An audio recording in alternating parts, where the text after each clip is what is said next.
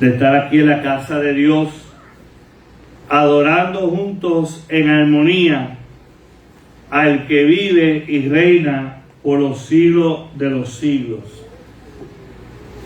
Hoy, un día que le damos gracias a Dios, porque cada día se renuevan las misericordias del Señor. Y debemos de darle gracias a Dios por ello, porque cada día su amor es incomparable. Hoy, hermano, realmente le damos gracias y queremos traer una palabra que Dios ha puesto en nuestro corazón, donde yo creo fundamentalmente que es importante que nosotros entendamos este llamado de parte del Señor. Vamos entonces a la palabra de Dios en Gálatas capítulo 5, y vamos a leer 3 versículos del 16 al 18. Gálatas capítulo 5, versículos 16 al 18. Alabado sea el que vive. Alabado sea el que vive. Santo, santo, santo. Santo, santo, santo. Gálatas capítulo 5, versículos 16 al 18. Alabado sea el Señor. Dios es bueno. Dios es bueno. Todo el tiempo. Amén. Dice la palabra del Señor en Gálatas capítulo 5, versículo 16 al 18. Y les pido que cuando termine de leer esta porción, no cierre su Biblia.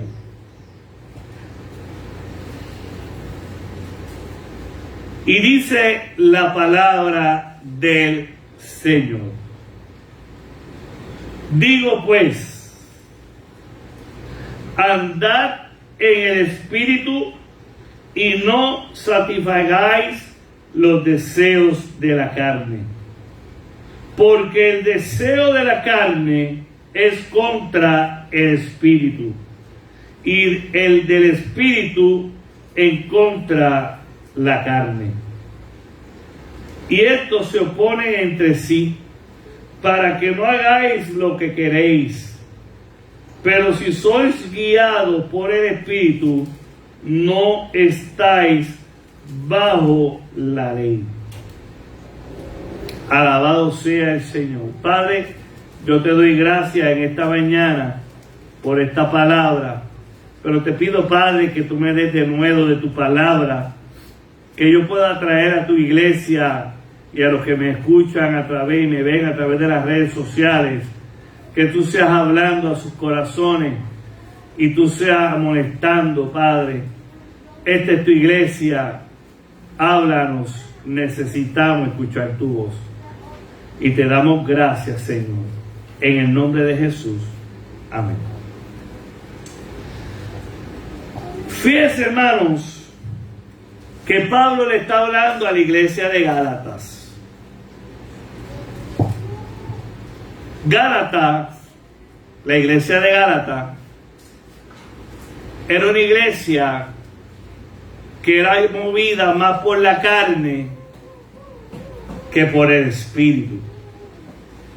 Y si leemos la epístola a los Gálatas, hace una disertación de lo que una iglesia que está moribunda debe de hacer para volver a la senda antigua. Las iglesias, y aquí yo quiero que entendamos algo, la iglesia es usted y yo, que viene de la palabra eclesía, Y eclesía viene del griego, que representa una santa convocación. Son los llamados a una santa convocación. Cuando nosotros nos reunimos en el templo. Por eso no digo voy para la iglesia, no diga eso. Diga voy para, porque la iglesia es usted. Usted va para el templo, usted va para la casa de Dios. Aprendamos a hablar correctamente la palabra. Cuando vamos a la iglesia, no. Porque la iglesia es usted. La iglesia se mueve al templo. Y allí todos unánimes. Eso es lo que la iglesia debe aspirar. En unidad. Pero la unidad la da el Espíritu Santo. Una iglesia desunida, allí no está Dios, porque Dios no está en la desunión. Dios está en la unidad. ¿La unidad de qué? Del deseo de adorar a Dios. Dios anda buscando adoradores en espíritu y en verdad. Por lo tanto, Dios anhela que nosotros estemos en unidad, que seamos uno en adoración. De hecho, cuando hablamos de perfección, que Dios quiere que nos perfeccionemos, no es que dejemos de pecar, porque mientras estemos en la carne, en el cuerpo, en este estuche, seremos movidos y tendremos pecado, cometeremos faltas. Yo no le digo pecado, faltas, porque ya el pecado no me domina. Se supone que nosotros que hemos sido enteramente santificados, y eso es lo que yo quiero traer aquí. Cuando Pablo dice, digo pues, aquí es un término de orden. Vamos a enfatizarnos lo que dice la palabra del Señor. Antes de comenzar, quiero decirle que una de las características que tenía la iglesia de Gálatas es que tenía un problema de lucha, de contienda y de división. Por eso le digo que tenemos que ser ¿qué? Unos. Cuando el Espíritu del Señor descendió en el aposento alto, fue el momento cuando todos estaban unánimes en ruego y en oración. Ahora, yo quiero que entendamos algo. Pablo, frente a esta iglesia que está moribunda, porque donde hay desunión Dios no está, o Dios está contrito.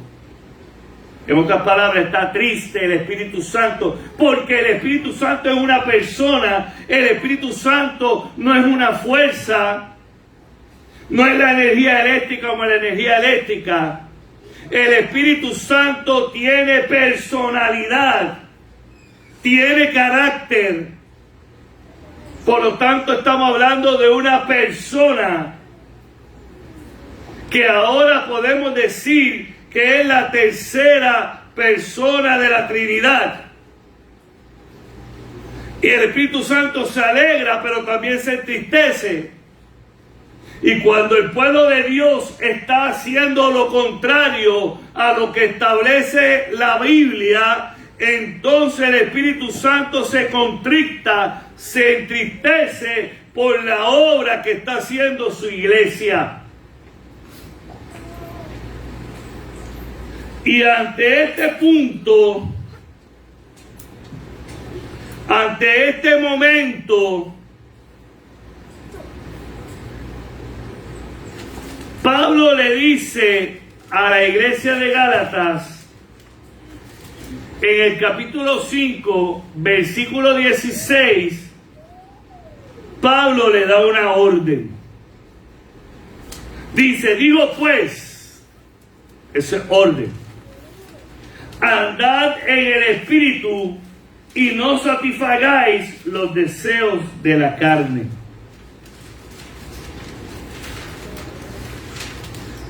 ¿Cómo yo puedo vivir en el Espíritu?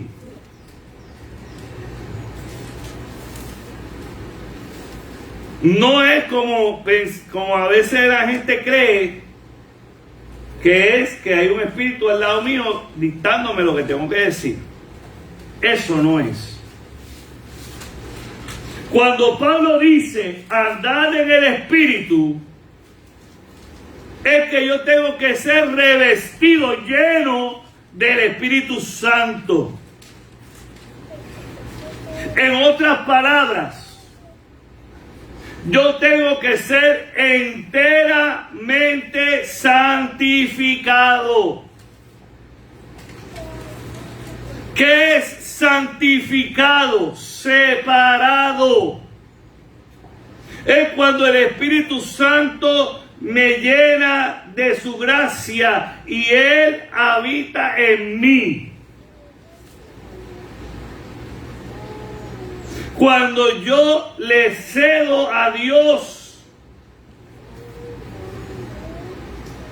mi libre albedrío y comienzo a hacer la perfecta voluntad del Señor. En un momento dado Pablo dijo, no vivo yo, sino que Cristo vive en mí. Eso es lo que está hablando de un hombre que vive por el Espíritu. Que el Espíritu Santo me guía. Que nos ponemos en un perfecto balance el Espíritu Santo y mi espíritu para hacer la buena voluntad del Señor, para agradar a Dios en todo lo que hacemos. Por eso Pablo da una orden, Dios te bendiga, por eso Pablo da una orden y dice, andad en el Espíritu, andad lleno de Dios. Y eso se logra cuando el Espíritu Santo habita en mí, cuando he sido enteramente santificado. En el mundo en que estamos viviendo, un cristiano necesita urgentemente ser lleno del Espíritu Santo, ser enteramente santificado. Alabado sea el Señor. Aleluya. Es vital porque la lucha de un cristiano que no ha sido enteramente santificado es brutal. Porque el diablo, nuestro adversario, no tiene compasión y el diablo ha venido a matar, a robar y a destruir. Y un cristiano que viva en la carne es un cristiano que el diablo va a cazar para destruirlo. Por eso dice, no satisfagáis los deseos de la carne. Ahora, ¿qué es eso? La primera ley de los satanistas es: vive como tú quieras. Esa es la primera ley de los satanistas. Vive como tú quieras. Un cantante puertorriqueño lo dijo de esta forma: vive la vida loca. ¿Qué es lo que nos sugiere eso? Que le dé riendas sueltas a mis deseos, a mis caprichos, a mis apetitos carnales. Todo ser humano tiene deseos carnales. Tiene apetitos por ciertas cosas. Y si le damos rienda suelta a nuestra carnalidad, nos lleva a la muerte.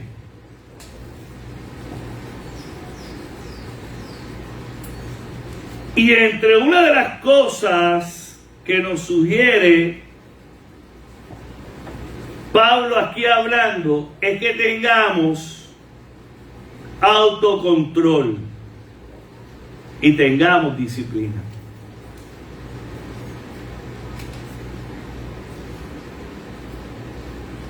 Uno de los lemas más peligrosos que hay en estos tiempos es, como padre, yo decir que yo le voy a dar a mis hijos lo que yo no tuve. ¿Por qué? Porque eso trae consigo un pensamiento donde yo voy a brindarle a mis hijos las cosas sin sudar y sin sacrificio.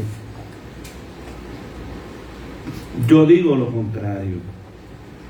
Yo digo que a mis hijos yo les voy a enseñar cómo estudiar, cómo trabajar y cómo esforzarse para que ellos puedan tener lo que ellos quieran tener.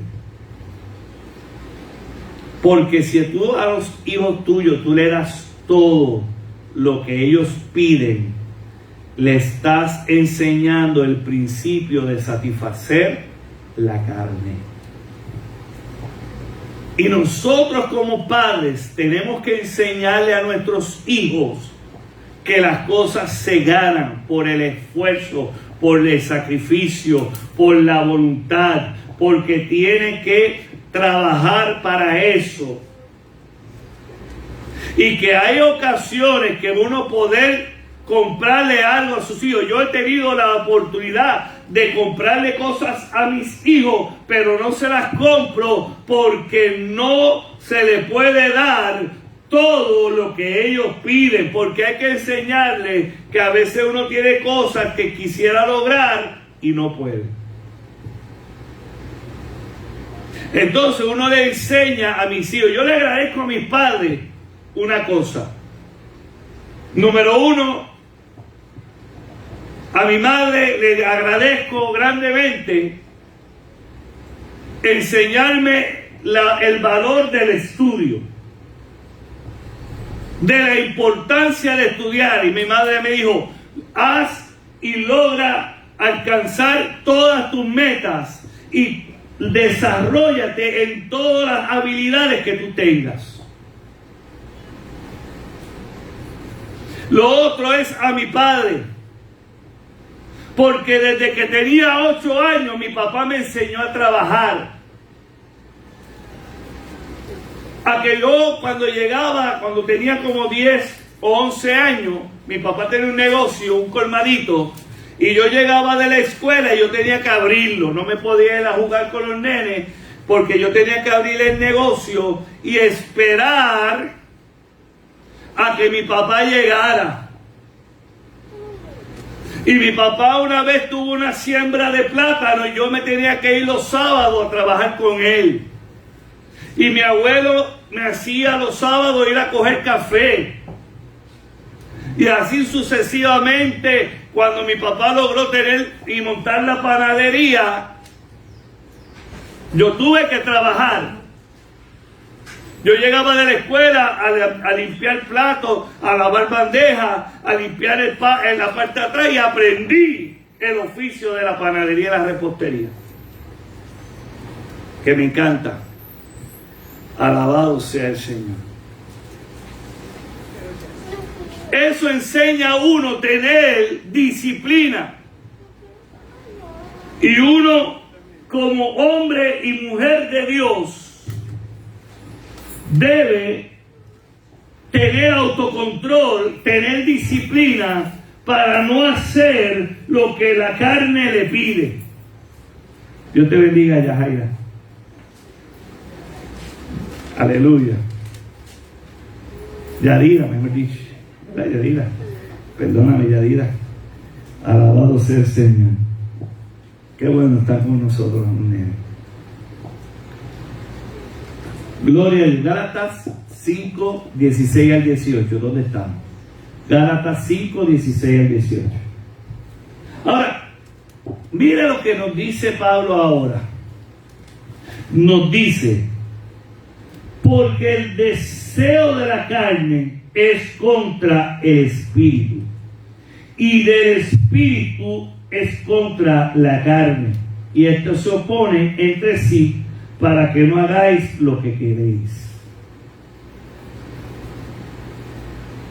Cuando yo camino bajo el poder del Espíritu Santo, el Espíritu Santo pondrá deseos santos de Dios en mi mente para yo vivir conforme a la voluntad del Señor. Que una de las cosas que el Espíritu hace, me aleja a las costumbres y a las filosofías humanas que rigen este tiempo, para yo entender que yo no soy de este lugar y de esta tierra, sino que soy peregrino y extranjero, que vivo en este lugar, pero tengo la esperanza de que pronto iremos con el Señor.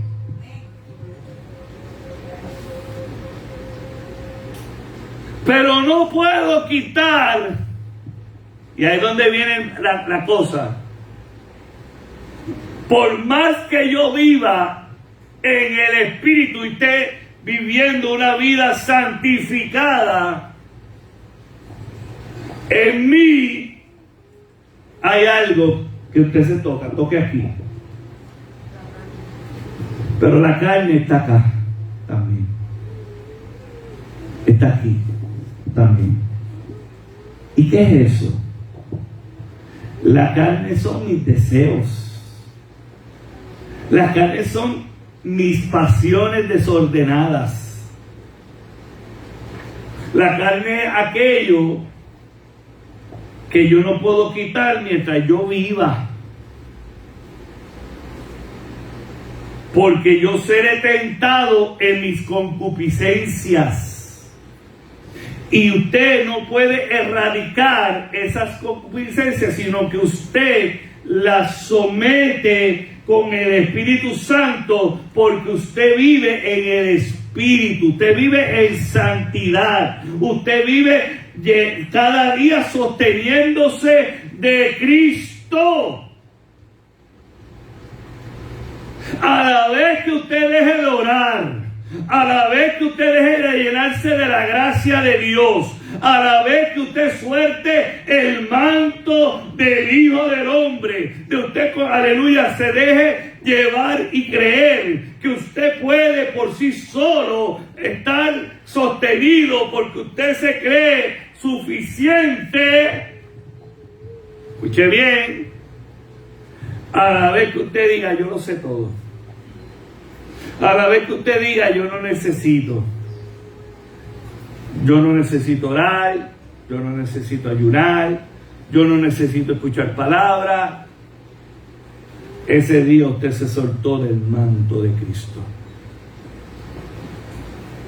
Y sin Cristo nada puedo hacer. Sin el Espíritu Santo nada podré hacer, porque esos deseos y concupiscencias de la carne son malos. Y Pablo lo describe en el versículo 19 al 21. ¿Cuáles son los deseos? ¿Cuáles son las concupiscencias que los hombres tienen? A lo mejor usted no tiene alguno, pero tiene uno de ellos. ¿Cuáles son? Dice el 19. Y manifiestas son las obras de la carne, que son adulterio, fornicación, inmundicia, lascivia, pecados carnales de sexo, idolatría, hechicería, enemistades, pleitos, celos, iras, contiendas, disensiones, herejías, pecados religiosos. Pecados religiosos. Hay gente que no es idólatra, pero son unos problemáticos, son celosos, tienen ira. Ven a uno crecer en Dios y rápido le da celo. Yo me gozo cuando un pastor tiene la casa llena. Yo me gozo cuando un hombre de Dios que empezó último que yo, Dios lo está usando poderosamente. Porque el día que usted cede a ese líder, el día que usted cede esa posición, está en pecado, está en carne. ¿Y cuánto falla la iglesia en eso y los líderes? Cuando ve que tiene una iglesia pequeña y ve que otro en meses y en un par de años tiene una iglesia floreciente y grande. Dele gracias a Dios, hermano. ¿Sabe por qué? Porque esto es de Dios. Porque en el cielo no van a ver solamente nazarenos. En el cielo van a estar, aleluya, todo aquel que ha sido redimido por la sangre de Cristo. Allí no va a haber apellido. Allí no solamente los nazarenos, pentecostales, presbiterianos, todos los que predican la sana palabra y han creído, aleluya, en Jesucristo y viven una vida de santidad, eso verán la venida del Hijo del Hombre. Y si muere, están con Dios. No nos confundamos, hermanos. El problema es que hemos creído en las guardarrayas y en las parcelas, en las fincas. No, hermano, aquí todos somos obreros dignos del Señor. Y lo interesante es que en todas las parábolas de este tema, Dios pagó igual al que empezó primero como al que empezó último. Le dio la misma paga. Y algunos se quejaron y dijeron, pero ven acá, ¿por qué tú le das igual de salario a aquel que empezó último como yo que llevo todo el día? Y él dijo, yo soy el dueño y pago como yo quiera. Alabado sea el Señor. Tenemos eso, hermano. Ahora, dice el 21, envidias, homicidio, borrachera, orgías y cosas semejantes a esta, acerca de las cuales os amonesto, como ya os he dicho antes, que los que practican tales cosas no heredarán el reino de Dios. Un cristiano que esté lleno de ira no va para el cielo. Que sea iracundo, que sea una persona pleitera. ¿Qué pleitera? Que le gustan los pleitos, está todo el tiempo peleando. Busca la pelea entre la iglesia, entre los hermanos de la iglesia. Ese tiene que arrepentirse y pedir perdón para que Dios lo lleve al cielo. Hay gente en la iglesia que son idólatras. Aquí, mire, la iglesia evangélica de estos tiempos tiene el mayor problema de idolatría que nunca antes se ha visto.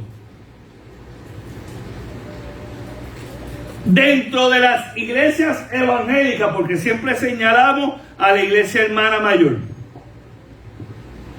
a la Iglesia Católica. Siempre estamos señalando, cuando hablamos de idolatría, señalamos a la Iglesia Católica, pero no hemos visto el pecado que se está cometiendo dentro de las iglesias evangélicas, que muchas se han convertido en idólatras. ¿Cómo? Si el líder es bonito, si el pastor habla bien, si tiene una buen carisma, si tiene manifestación del poder de Dios, mucha gente de la iglesia adoran a ese pastor y siguen a ese líder, no porque habla de Dios, no porque es de Dios, sino porque están admirando al hombre. Y sí es importante que se respete al hombre de Dios y al ungido de Dios, pero usted no puede poner su mirada en el pastor. Nosotros tenemos que poner nuestra mirada en el blanco de la soberana vocación que es Cristo Jesús. Nunca lo pongas en el hombre, porque todo hombre puede fallar. Y hemos visto grandes ministerios y evangelistas que millones de personas los seguían y cayeron en pecado, y millones de gente dejaron de servirle a Dios. ¿Por qué? Porque eran idólatras. Seguían y ponían toda su fe en un hombre. Eso no puede ser. Y eso es idolatría, hermanos. Cuando le quitamos el primado a Dios y se lo damos a otra persona. Pero no solamente es religioso la idolatría. ¿Cuánta gente es idólatra a la casa? Que la casa es lo primero. ¿Cuánta gente es idólatra al marido o a la mujer? Que si el hombre dice no vuelve a la iglesia, pues ahí no vuelvo más. O viceversa.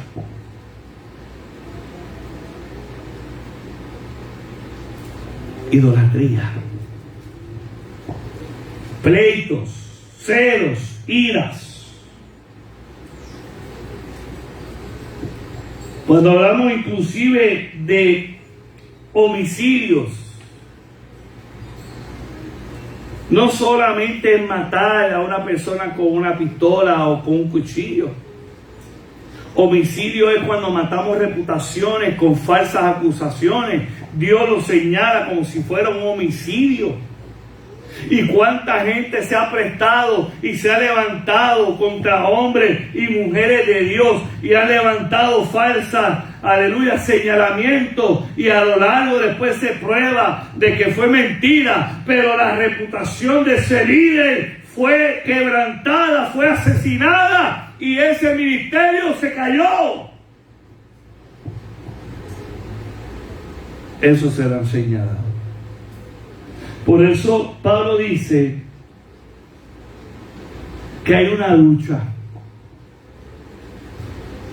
porque la carne quiere siempre salir. Ahora, ¿sabe cuándo sale la carne y las concupiscencias? Número uno, cuando estamos cansados.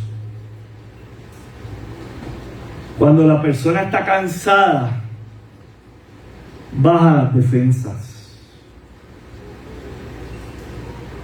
O cuando la persona está en un estado de reposo, de no hacer nada. ¿Por qué? Porque el cansancio lo que hace es que las personas bajan la defensa y se puede descansar.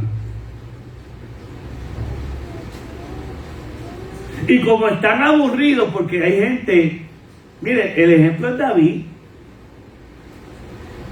David estaba en la guerra, le gustaba la batalla, le gustaba la lucha, pero llegó un momento en que se cansó. Y sus generales le dijeron: quédate en esta guerra, quédate aquí en el castillo, nosotros vamos a pelear por ti. Es más, me dijeron: la victoria de la guerra es tuya aunque tú no vayas. Y David estaba cansado. Y David dijo, pues mira, si no quieren que yo vaya, pues váyanse ustedes. Y se fue. Del cansancio llega al aburrimiento. Cuidado que usted se aburra. David estaba cansado. Pero hubo un momento, como David era un hombre de guerra, que David estaba pensando en lo que estaba pasando allá, pero se aburrió porque como era hombre de guerra le gustaba estar activo, y llegó un momento en que no estaba haciendo nada y se paraba, aleluya, en los balcones, aleluya, del palacio a mirar porque estaba aburrido, y de momento vio algo que no debía ver. Muchas veces el enemigo pone, aleluya, en medio de cuando ya estamos cansados y estamos aburridos, pone la trampa. ¿Ve?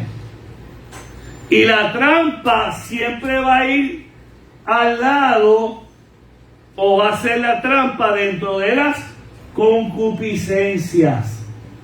Mire, cuando yo veo los documentales de Discovery Channel, me encanta un programa que se llama La Última Frontera de Alaska, y hay otro que es de frío, de viviendo en el frío, y me resulta interesante porque ellos cuando van a cazar conejos le ponen la comida que al conejo le gusta. Y si van a cazar zorro le ponen la comida que al zorro le gusta, no le ponen otra cosa. Y si van a pescar, pescan de una manera donde saben que por ahí va a pasar grande, aleluya, pescado, ¿verdad? De salmones.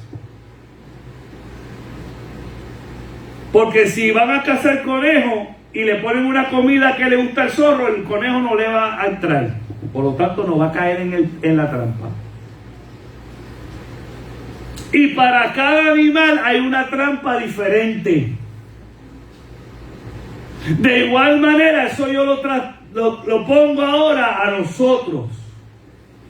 El enemigo sabe cuál es tu concupiscencia, cuáles son tus deseos carnales. Y el enemigo es como, aleluya, como ese león rugiente buscando a quien devorar. Él está al acecho. Cuando te ve cansado, ¿a quién caza el león? ¿Al animal viejo o al animal jovencito que se separa de la manada? De igual manera, la iglesia, cuando una persona ha dejado de buscar a Dios y está en un estado carnal, se ha alejado del resto de la iglesia y es presa fácil para el león, que en este caso es Satanás. Y el diablo espera que tú te canses de los problemas, te canses de las luchas, te canses de las dificultades, te canses de las malas noticias. Y tú cansado te desanimas. Y tú cansado dices, ¿para qué luchar más? Y dejas de orar. Y dejas de buscar el rostro de Dios. Y empiezas a aburrirte. ¿Para qué ir a la casa de Dios si total siempre es lo mismo? El pastor siempre predica igual. Y en el momento de mayor debilidad, ahí ataca el diablo. Cuando menos usted lo espera, se asustó, así hace el diablo. Un ataque menos esperado. Y ese ataque va a ser mortal. Porque no tendrá compasión de usted. No lo tendrá. Porque usted es su presa. Y Él quiere matarlo, Él quiere destruirlo, Él quiere robar todo lo que a usted le pertenece, que es el alma. Y no solamente lo ataca a usted, sino ataca a su familia, ataca a todos sus seres queridos.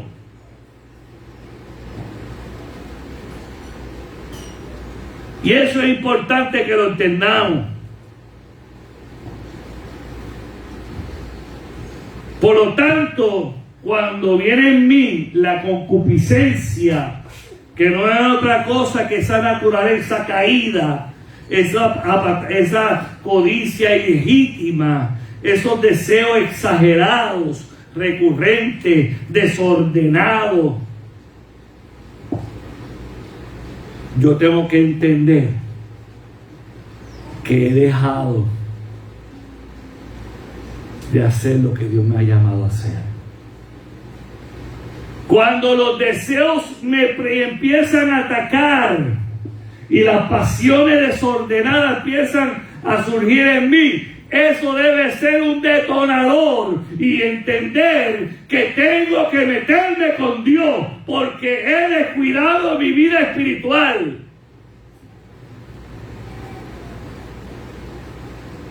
Porque a usted a lo mejor, y esto le pasa a muchos líderes, esto le pasa a muchos evangelistas, hay muchos evangelistas que están todos los días predicando. Y como están todos los días predicando, no se meten con Dios en oración y en ayuno. Porque ellos están dando, predicando, haciendo la obra de Dios, pero no hay comunión con Dios. Aleluya. Y yo le digo como pastor a mis evangelistas, aleluya, aquellos que yo conozco, métete con Dios. Saca tiempo con Dios. Conéctate porque estás dando. Y usted sabe algo, hermano. Si usted da y da y da y no recibe nada, llega un momento que habla el hombre y no Dios. Porque no tiene que dar. Yo tengo que estar siendo llenos del Espíritu Santo. Y eso es con conexión.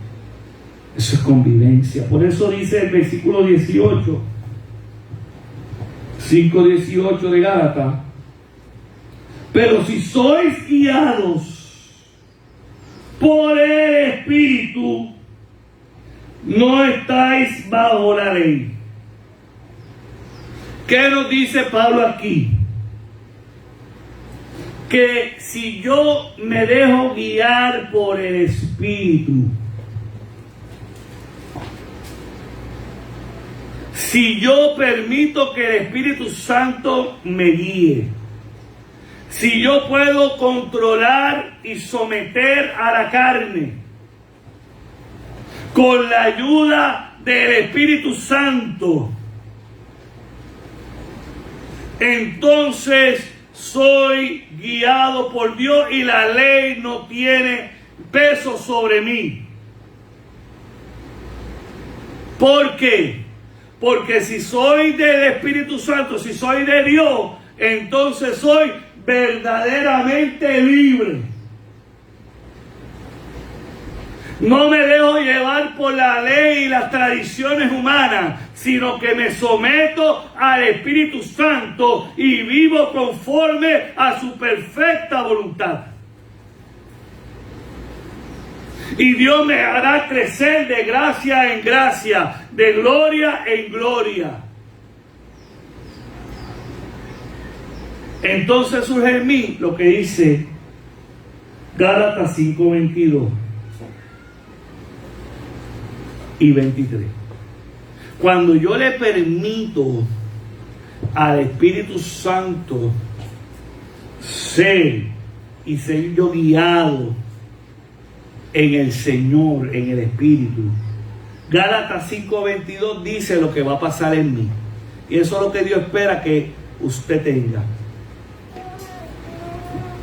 Y dice, mas el fruto del Espíritu es amor, gozo, paz, paciencia, benignidad, bondad, fe, mansedumbre, templanza. Contra tales cosas no hay ley. ¿Qué quiere Dios de mí? Cuando nosotros somos enteramente santificados, mi hermano, Dios quiere que cada uno de esos frutos estén presentes en mi vida. Hay gente que se enfoca más en los dones del Espíritu. Y los dones del Espíritu son importantes. Porque los dones del Espíritu no es para usted. Los dones del Espíritu es para la edificación de la iglesia. Es para bendecir a otros. Es para restaurar a otros. Pero eso no dice nada de mi vida espiritual. Entienda eso. No se jacte usted, ni se glorifique por los dones que Dios le ha dado a usted. Más bien, alégrese que usted se dé los frutos del Espíritu, que vuelvo a repetirlo, es amor. Tiene que tener amor. Tiene que haber amor. El cristiano que no ama, hermano, usted tiene serios problemas. Necesitamos abonarlo. Tiene que haber amor. Tiene que haber gozo. ¿Qué gozo, hermano? No es una alegría irreal, ilusoria. El gozo del Señor, ¿sabe lo que es? Seguridad. Que Dios está conmigo. En los momentos buenos y en los momentos malos. El gozo del Señor es esa seguridad, esa tranquilidad, ese amor, esa alegría, esa pasión de que Dios está conmigo, no importando cómo esté viviendo, Él me dará la alegría de ver su mano obrar. Eso es el gozo.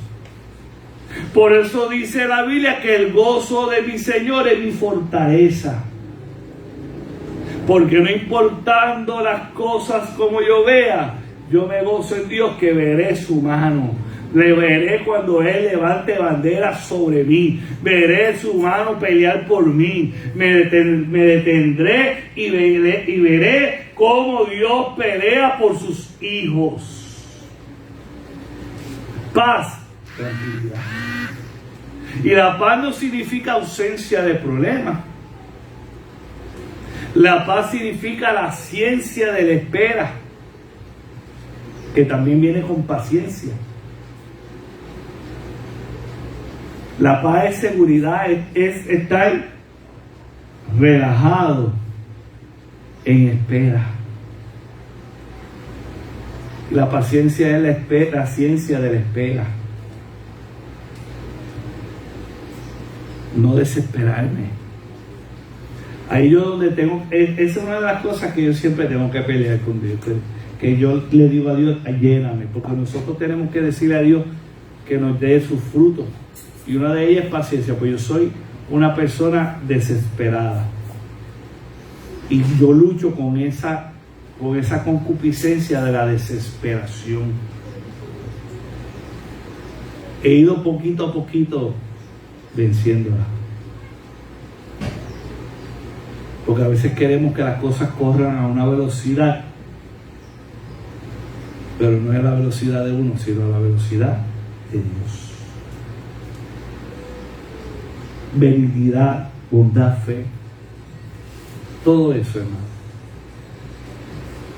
Y hay un ejemplo bíblico bien interesante, porque un día Jesús fue a buscar un fruto en la higuera y no la encontró. Y dice la palabra que la higuera estaba frondosa y bella. Pero Jesucristo tenía hambre. Y dice la Biblia que Jesucristo buscó y buscó y buscó y no encontró nada. Y la maldijo. Y dice la palabra de Dios que al otro día pasaron por aquel lugar y aquella higuera había muerto. Eso es una representación de aquel que se dice ser, que se ve muy frondoso, como un cristiano muy frondoso, pero a la hora de la verdad no tiene frutos. Dice la Biblia que ese palo, esa higuera, será cortada y echada al fuego. Una palabra dura, hermanos. Pero aquí predicamos el pan, pan, el vino, vino. Hay gente que es muy frondosa. Hay gente que proyecta ser tremendo cristiano, cristiana, que aparentan ser hombres llenos del Espíritu de Dios, mujeres llenas del Espíritu de Dios, pero a la hora de la verdad, hay gente en este mundo que tienen hambre de que alguien le demuestre que Cristo, alguien que le demuestre que verdaderamente son cristianos, y buscan y no hayan nada. La Biblia dice que serán cortados. A su tiempo serán cortados y echados al fuego. Hoy le invito a que vivamos en el Espíritu. Hoy le invito a que usted sea fortalecido en Dios y diga: Señor, que tu gracia me cubra, que tu Espíritu me llene. Sé que los que están aquí han sido enteramente santificados. ¿Qué es enteramente santificado? Cuando la gracia de Dios, cuando el Espíritu de Dios viene a ti y ya no vives tú solo, sino que ahora Cristo vive en ti. Si no lo has recibido, pídele a Dios eso. Ser enteramente santificado. Porque un cristiano que no ha sido enteramente santificado está viviendo en la carne, en las concupiscencias, y el diablo te va a destruir. Hoy Dios te llama a que seas enteramente santificado, a que te fortalezcas en el Señor, y verás su gloria, y verás su poder actuar en ti, y verás cómo hace Dios proezas en medio de tu vida, porque ya no está lejos, sino que ya Dios, el Espíritu Santo, está en ti y Él pelea por ti. Y cuando tú tengas que orar y no sepas qué palabra decir, dice la Biblia que Él gime por ti, que Él habla por ti, que Él intercede a Dios por ti. Aleluya. Y Dios te fortalecerá. Y verás su mano como poderoso gigante. Padre, te doy gracias. Gracias por esta palabra. Gracias por cada vida que está aquí. Yo te pido, Padre, que si hay alguno de ellos que todavía no ha sido enteramente santificado, que tú los bendigas, que tú los santifiques, que puedan ser enteramente santificados. Que los que han descuidado su caminar vuelvan a la senda antigua, vuelvan, aleluya, al camino que tú has llamado, que caminen en pos de ti, que tú restablezcas la relación, ellos contigo y tú con ellos, al igual que los que nos están viendo por las redes sociales. Yo te doy gracias, Padre, por este pueblo. Y te pedimos que tu bendición sea con ellos. En el nombre de Jesús. Amén. Alabado sea el Señor.